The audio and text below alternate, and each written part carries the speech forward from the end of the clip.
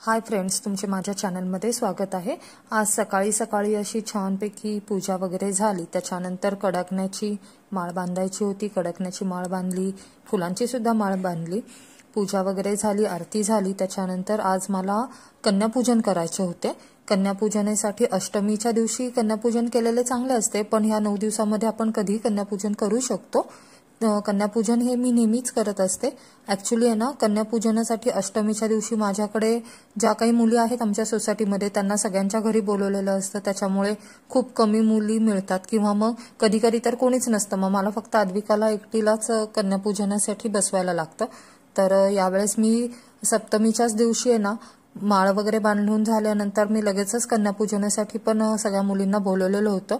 तर यावेळेस माझ्याकडे 5 मुली आलेल्या आहेत आणि मी त्यांना देण्यासाठी आहे ना थोडंफारच असं टिकल्याची पाकिटं, क्लिप्स, नेलपेंटच्या बाटल्या, चुनरी असं आणलेलं होतं आणि खाण्यासाठी पण त्यांना वेफर, चिप्स आणलेले होते, केळी, लाडू वगैरे असं दिलेलं होतं। सगळ्यांची पूजा वगैरे करून घेतली। 5 मुली आलेल्या होत्या, सगळ्या सोसायटीमधल्याच पोरी आहेत आणि मोस्ट ऑफ द म्हणजे आद्विकाच्या सगळ्या मैत्रिणी आहेत ह्या। आणि आता आद्विकाला थोडंफार कळायला लागलंय।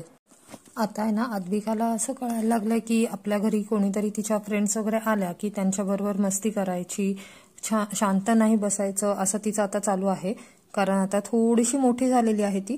आणि बघा, मी ज्यावेळेस इथे सगळ्या मुलींचं कन्यापूजन करत होते, त्यांच्या पायावरती कुंकू वगैरे लावत होते, पाय धुवत होते ना, त्यावेळेस पण ती स्वतःचे पाय धुवून घ्यायच्या वेळेस एकदम शांत बसलेली होती।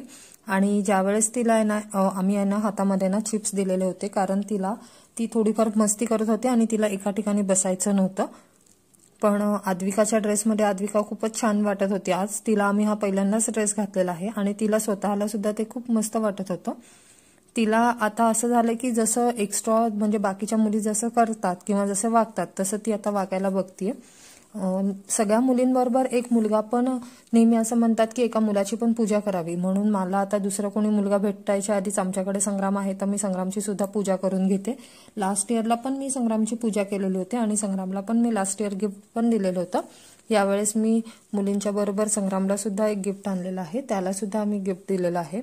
सगळ्या मुलींना सुद्धा मी छानपैकी गिफ्ट दिलेलं आहे।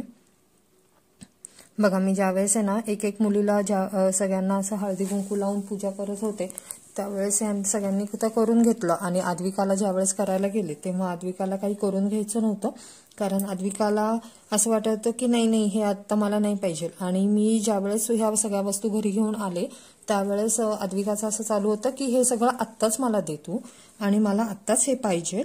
आणि त्यावेळेसच ती चुनरी घेऊन डोक्यावरती घेऊन फिरत होती घरभर, तिचा पैसा उद्योग तोच चालू होता।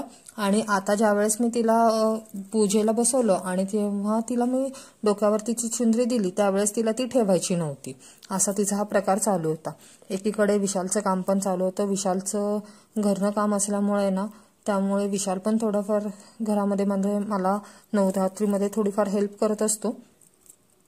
आणि ऍक्च्युली ते माझ्यासाठी सोयीस्कर जातं की कुठे जर आम्हाला देवीला दर्शनाला वगैरे जायचंय तर आम्ही जाऊ शकतो। पण यावर्षी असं झालंय की पाऊसच एवढा आहे की त्यामुळे खूप कमी ठिकाणी आम्ही गेलेलो। मोस्ट ऑफ द म्हणजे असं झालंय की आज पण रविवार एवढा पाऊस येतोय बाहेर, एवढ्या पावसामध्ये पण म्हणजे बाहेर जाणं खूप कठीण होतं।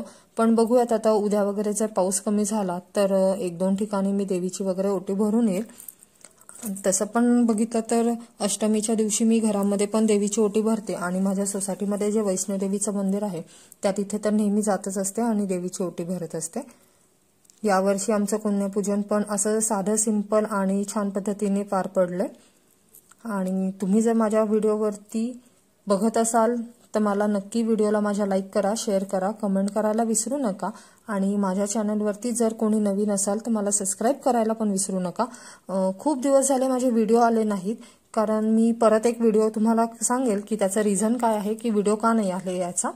पण आता याच्या पुढे तर मी नक्कीच तुम्हाला परत माझे व्हिडिओ बघायला मिळतील।